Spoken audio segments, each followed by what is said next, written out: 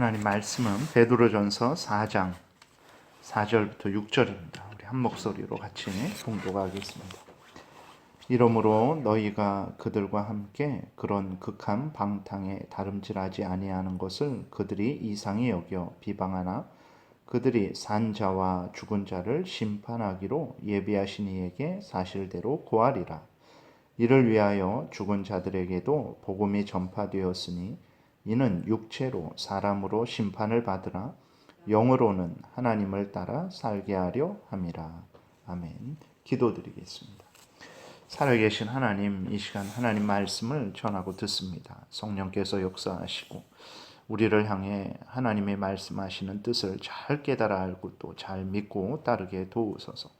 하나님, 참으로 이렇게 극심한 추위가 계속되는데 하나님 아버지, 우리를 불쌍히 여겨주시고 큰 은혜 가운데 모든 성도님들을 지키시고 또 이 나라에도 은혜 베풀어 주옵소서. 이 시간도 온전히 주장하시기를 바라고 예수 그리스도의 이름으로 기도드렸습니다. 아멘. 베드로 사도는 이제 계속해서 예수 그리스도의 대속으로 정결케 된 그리스도인들은 죄에 대해서 죽고 하나님에 대해서 다시 살아난 그 그리스도인들이죠.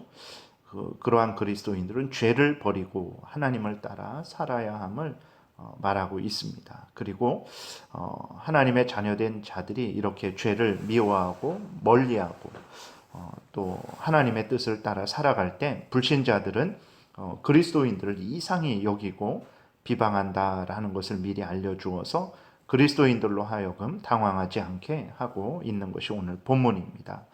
4절에 보게 되면 이러므로 너희가 그들과 함께 그런 극한 방탕에 다름질하지 아니하는 것을 그들이 이상히 여겨 비방하나.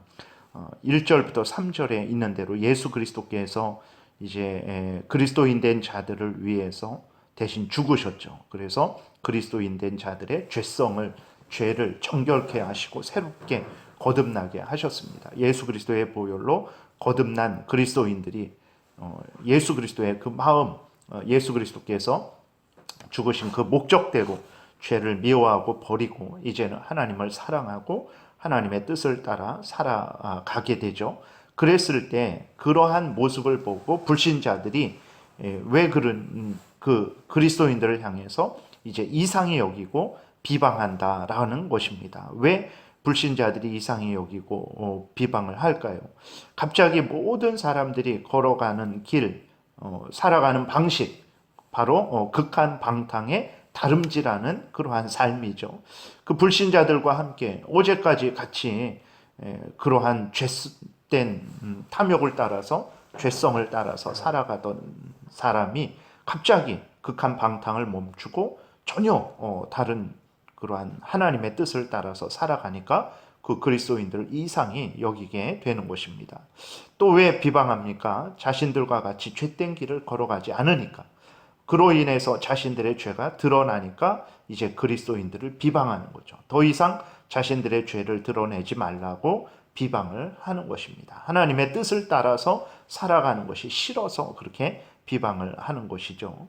이렇게 베드로는 그리스도를 믿는 사람들이 죄를 미워하고 돌이켜서 하나님을 사랑하고 하나님의 뜻을 따라서 살아가게 될 때에 이런 비방이 있을 것이다 라는 것을 미리 알려주는 것입니다. 그래서 우리들이 하나님 말씀을 따라서 우리가 가정생활하고 직장생활하고 모든 삶을 살아갈 때 사람들로부터 또 인정도 받을 것입니다. 그러나 그 이상으로 조롱과 멸시와 핍박을 당할 거예요. 우리들이 어떤 특별한 잘못을 하지 않았음에도 불구하고 조롱을 당하고 멸시를 당하고 이상히 여김을 받고 비방을 받는 일들이 있을 것입니다. 그때 이상하게 생각하지 마시기 바랍니다. 오늘 본문에 나와 있는 대로 불신자들은, 죄인들은 자기들과 같이 죄를 짓지 않을 때 또 자기들과는 전혀 다르게 하나님을 사랑하고 하나님의 뜻을 따를 때 그것을 싫어하고 미워한다라는 것을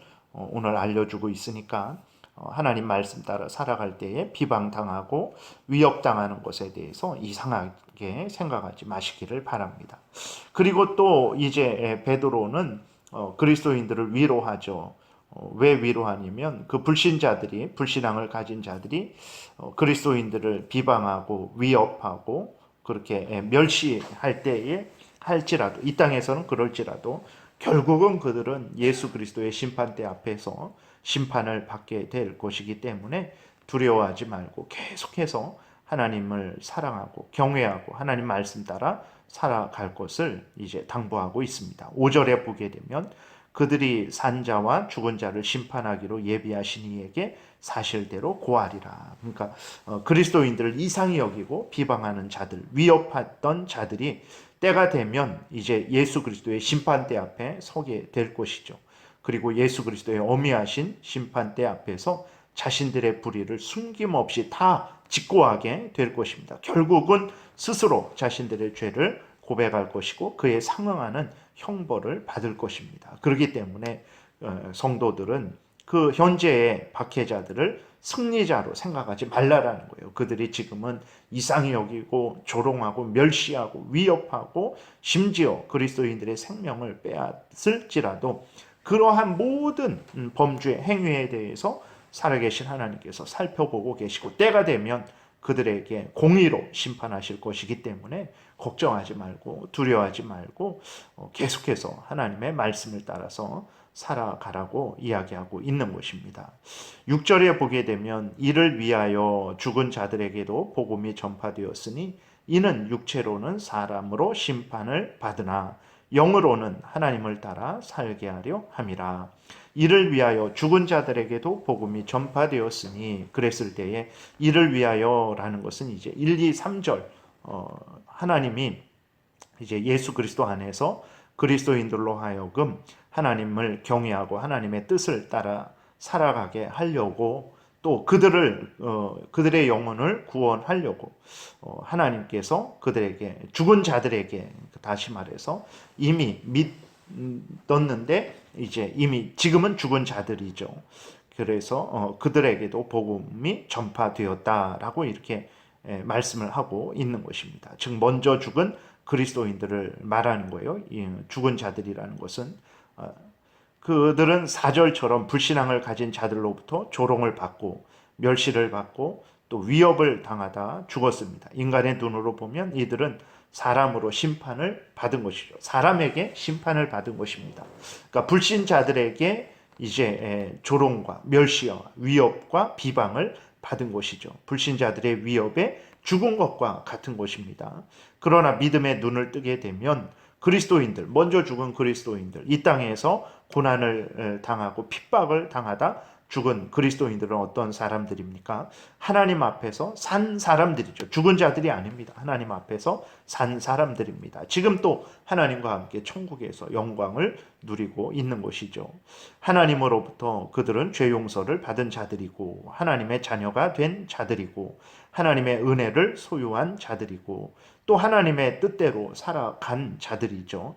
인간적으로 볼 때는 참으로 불쌍하고 또 이 땅에서 실패한 것이고 비참한 인생을 살아간 것이죠. 불신앙의 사람들로부터 위협받고 핍박받아 멸망한 것 같이 보이는 자들이기 때문에 그렇습니다. 그러나 믿음의 눈을 뜨면 하나님의 은혜를 입은 자요 하나님의 영광을 위하다 하나님께로 가서 지금 하나님과 함께 영광을 누리고 있는 자들이라는 것을 우리가 보게 되는 것입니다.